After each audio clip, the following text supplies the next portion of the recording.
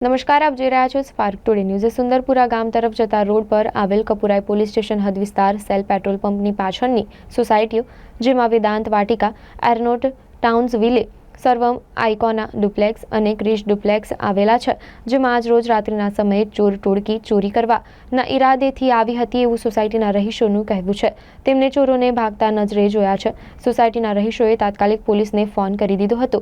છેલ્લા ઘણા સમયથી વડોદરા શહેરના છેડાના ગામડાઓમાં આ વાત પૂરજોશે ફેલાઈ રહી છે કે રાત્રિના સમયે ચડ્ડી બંડીધારી ચોરો હથિયાર લઈને ચોરી કરવાના ઈરાદાથી સોસાયટીમાં ગામડાઓમાં ઘૂસી આવે છે અને હત્યા કરી મનુષ્યોને ઈજા પહોંચાડી ચોરી કરીને નાસી છૂટે છે તેવી ઘટનાઓ ઘટી રહી છે, જેને લઈ આજરોજ આ સુંદરપુરા રોડ ઉપર આવેલી તમામ સોસાયટીના રહીશો રાત સુધી જાગી રહ્યા છે।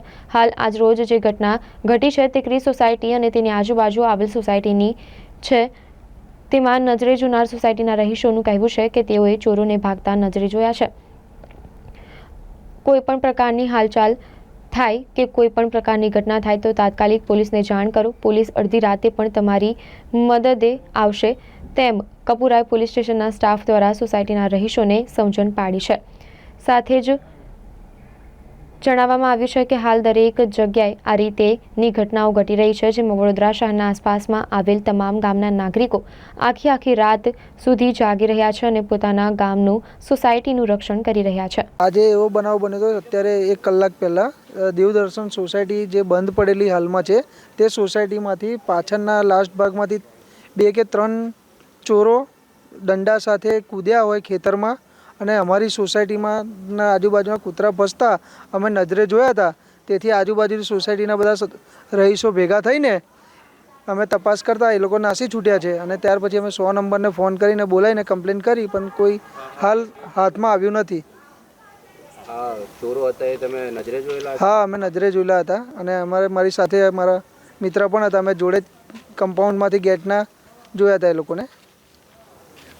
શું નામ છે આપનું? મારું ભદ્રેશ પાટીલ નામ છે, સર્વમ આઇકોનામાં રહું છું। વિસ્તાર વેદાંત વાટિકા છે, જાંબુઆ મકરપુરા રોડ GEBની બાજુમાં આવેલો છે। આજ રોડ ક્રિશ સોસાયટીની અંદર ધાડપોળો સંતાયા છે એવી બૂમ પડતા આજુબાજુના રહીશો જેવા કે સર્વમ સોસાયટીના રહીશો, વેદાંત વાટિકાના રહીશો અને આજુબાજુના ઘણા લોકો એકત્ર થઈ ગયા હતા અને આ બાબતે પોલીસને પણ જાણ કરી હતી અને પોલીસ ત્વરિત આ બાબતે આવી હતી, સ્થળ પર તપાસ પણ કરી હતી અને સ્થળ પર તપાસ કરતાં તેમને સઘન ચેકિંગ પણ હાથ ધર્યું હતું, પણ હાલ કંઈ જણાય આવ્યું ન હતું। પણ કેટલા ઘણા સમયથી છેલ્લા 10 દિવસની ઘટના કહું તો 10 દિવસથી આ વિસ્તારની અંદર એવી બૂમો પડી રહી છે કે ધડપાડોની ટુકડી આવે છે જે હથિયારો સાથે આવે છે અને આડેધડ રહીશોને મારી દે છે, નુકસાન કરે છે, કશું પણ જોતા નથી। એટલે રહીશોમાં એક હાલ તો એમ જોવા જઈએ તો ભયની લાગણી ફેલાયેલી છે અને ઘણા બધા રહીશો હાલ ચિંતાની અંદર જીવી રહ્યા છે, કારણ કે દિવસ દરમિયાન આ રહીશો નોકરી કરવા જાય છે અને રાત્રિ દરમિયાન આવીને રાત્રે જાગે છે, એટલે ઘણી વિટંબણાની અંદર જીવી રહ્યા છે। તો એવું કહેવું છે કે પોલીસ દ્વારા પણ આ બાબતે ખૂબ ગંભીરતા લેવામાં આવે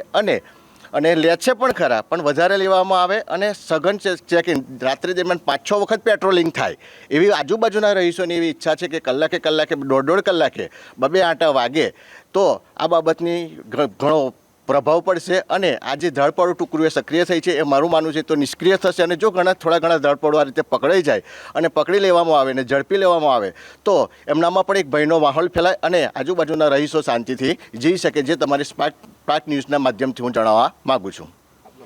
હું મયુરસિંહ રાહુલજી, વેદાંત વાટિકા B33નો રહીશ છું। મેં આજે જ્યારે અમે અંદર બેઠા હતા ત્યારે પાછળ કૂતરા વસતા અમે જોયું પાછળની સાઈડ અમારી દિવાલની બાજુમાં જઈને કે ત્યાંથી દેવદર્શનમાંથી અમારી સોસાયટી બાજુ 3 ઈસમો કૂદ્યા અને ચોર જ લાગતા હતા કે ચોર જ છે અને અમારી સોસાયટી બાજુ ઘૂસતા અમે લોકો આ બાજુ બૂમાબૂમ કરી તો એ લોકો ભાગીને એ બાજુ હાઈવે બાજુ જતા રહ્યા।